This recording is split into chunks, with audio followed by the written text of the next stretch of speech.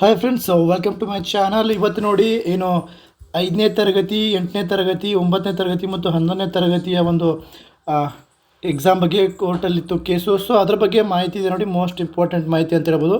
Case number ಇಲ್ಲಿದೆ, CNR number ಇಲ್ಲಿದೆ.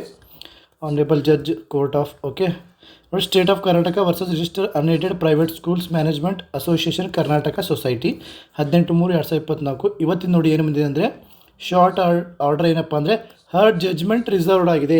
ಜಜ್ಮೆಂಟನ್ನು ಇನ್ನೂ ಕೊಟ್ಟಿಲ್ಲ, ಜಸ್ಟ್ ಅದನ್ನು ಮುಂದೂಡಲಾಗಿದೆ friends. Next purpose further arguments ಅದನ್ನು ಕೇಳಿಬಿಟ್ಟು ಮುಂದೆ ಏನು ಆರ್ಡ್ರನ್ನು ಮಾಡ್ತಾರೆ.